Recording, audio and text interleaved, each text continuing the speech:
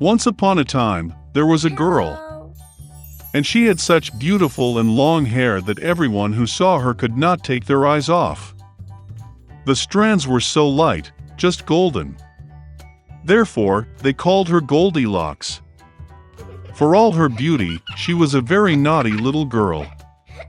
Mom always allowed her to walk in the yard, but ordered her not to go into the woods behind their house.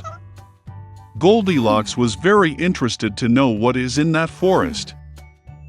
And so, while Mother did not see, she somehow left the house into the forest. The girl walked for a long time in the forest. Either he finds a berry, then looks at a beautiful flower, then listens to how the birds sing. So she got lost in the forest. And suddenly she saw an unusual house in a clearing. Goldilocks approached him quietly. I walked around but did not see anyone. She knocked on the door, but no one answered. Then she knocked harder, and the door opened itself. Goldilocks entered cautiously. 3 bears lived in that house. One bear was dad big and shaggy. The other was a mother bear. It was smaller. The third was a little bear. The bears were not at home because they had gone for a walk in the woods. The girl entered the room and saw 3 bowls of porridge on the table. The first bowl, the biggest one, was the daddy bear. The second bowl, the smaller one, was the mother bear, and the third, the smallest, was the bear cub. Near each bowl lay a spoon, large, medium, and small. Goldilocks was so hungry that she first wanted to eat from a large bowl. She took the largest spoon, took the porridge, tasted it, but the porridge was too hot. Then she took a medium spoon, took the porridge, tasted it, but the porridge was too cold. Finally, she took a small spoon and tasted the porridge from the small bowl. This porridge was neither hot nor cold, just right. And Goldilocks ate all the porridge from the little bowl. After eating, the girl wanted to sit and saw 3 chairs near the stove, one large, another smaller, and the third, very small, with a little red pillow. First, she tried to climb into the largest chair, but could not. Then the girl tried to sit on the middle chair, but it was very hard and uncomfortable. Finally, she sat down on the smallest chair, and it was just right for her. Goldilocks liked the chair so much that she began to swing on it. The chair cracked, broke, and she fell to the floor. The girl got up and went to another room. There were 3 beds, large, medium, and small. First, Goldilocks climbed onto the first bed, but it was too high and hard. I lay down on the middle one, it was too spacious and soft. The girl lay down on the third, smallest bed. She was just right for her. Goldilocks felt so comfortable and cozy that she quickly fell asleep. The girl was fast asleep when the bear family returned home. The bears got very hungry and immediately went to the table. Seeing his bowl, Papa Bear got really angry. Someone was eating my porridge. He growled. The bear mother also looked into her bowl and growled less loudly. Someone was eating from my bowl too.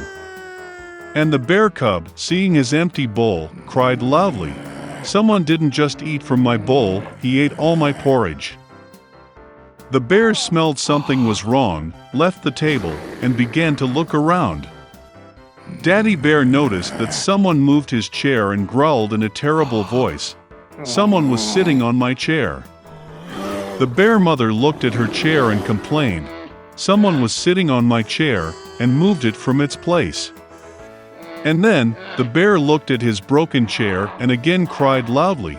Someone did not just sit on my chair, but broke it. All 3 bears went cautiously into the bedroom. Someone was lying on my bed and crumpled it. Papa Bear roared in a terrible voice. And someone was lying on my bed too and crumpled it, growled the mother bear. The teddy bear looked at his bed and cried again. Someone was lying on my bed. And then he saw the girl and squealed in a thin voice, and still sleeps in her. Dad and Mom bears came to the bed and saw that a little girl was sleeping there. Goldilocks woke up from the cry of a bear cub, and was very frightened. There were 3 bears in front of her. She instantly jumped out of the house and ran wherever her eyes looked, without looking back. The girl ran for a long time. She was very tired, and then she saw her mother, who was looking for her missing daughter in the forest. Since then, Goldilocks always listened to her mother and did nothing without her permission. She became a very obedient, kind, and good girl. Once upon a time there was a wealthy merchant who had 3 daughters. The youngest of the daughters was called Beauty. The sisters did not like her because she was everyone's favorite. One day the father was going to go to the city and asked his daughters what to bring as a gift. The older sisters asked for precious dresses and adornments, and the youngest asked for a scarlet rose, the most beautiful in the world. The merchant became thoughtful, but promised that he would do everything possible to find such a flower, and hit the road. The father quickly found gifts for the eldest daughters, but for the youngest he could not find them. Each rose that the merchant met on his way was more beautiful than the previous one, wherever he was looking. And then the road led him into a dense forest. It was very dark and cold there. Suddenly lights appeared in the distance. Approaching, the merchant saw a huge ancient castle, all in gold and diamonds. Entering its gate, he entered a hall full of jewels.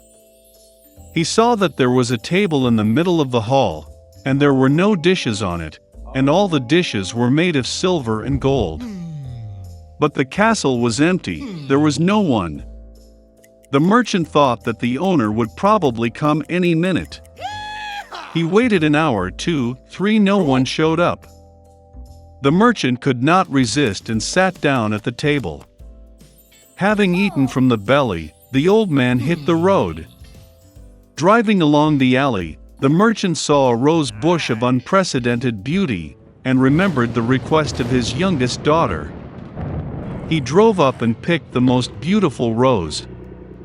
At the same moment, lightning flashed, thunder struck, there was a roar, and rose, as if out of the ground, in front of the merchant, and not a beast or a man, but some kind of monster, terrible and furry. It was too angry that the merchant picked his favorite flower instead of thanking the owner for his hospitality. The old man was very frightened, and said that he would do anything, as long as he did not kill him. For such an offense, the beast agreed to marry one of his daughters. But only the one who wants to come herself, out of love for her father. And if none comes, then death to the merchant. The old man was grieving and decided to go home to say goodbye to his daughters. He did not want to give up any of them for a fierce beast. I got on my horse and went home. Having met the children, he gave gifts to everyone and told about his adventures. The older sisters pounced on the younger. They say, it was her fault she ordered a lousy flower, for which the father now has to pay with his life. To which Beauty replied that she would gladly go to the beast instead of her father. And so, the next day, Beauty hit the road. The horse quickly found its way back to the castle. Entering the hall, she found a table with exquisite wines and food. Beauty thought that the beast wanted to eat her, so she feeds her. As soon as she had dinner, there was a roar, and a terrible and hairy monster appeared, as if from under the ground. And the beast said to Beauty that since she herself came here of her own free will, it means that she has a good heart. And so the monster will also be kind to her. And with these words, the beast disappeared. Waking up in the morning, Beauty decided to take a walk. Entering one of the rooms, she saw an inscription on the table, "Whatever the beauty wishes, I will do." The girl thought that after all the monster is kind and probably he is not going to eat it. So they lived for a long time. The beast treated Beauty very well and fulfilled all her desires. One day the girl dreamed that her father was sick. She really wanted to visit him. The Beauty tearfully asked the beast to let her go and promised that she would definitely come back. The monster replied that she was free and could return whenever she wanted. The next day, Beauty put on her most expensive clothes and went to her father.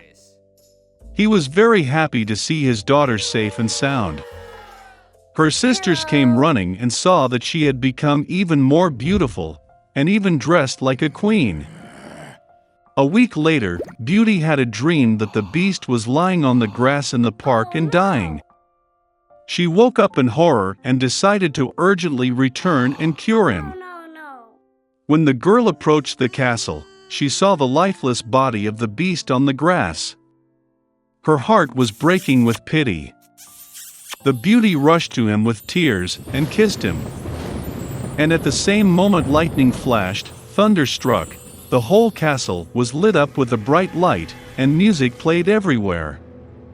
The monster disappeared, and in its place the most charming prince lay on the grass.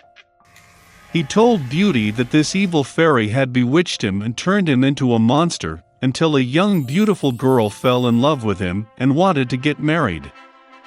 The Beauty gave him her hand, and they went to the castle. The next day, Beauty and the prince got married and healed happily ever after. This is how a good heart can break an evil spell.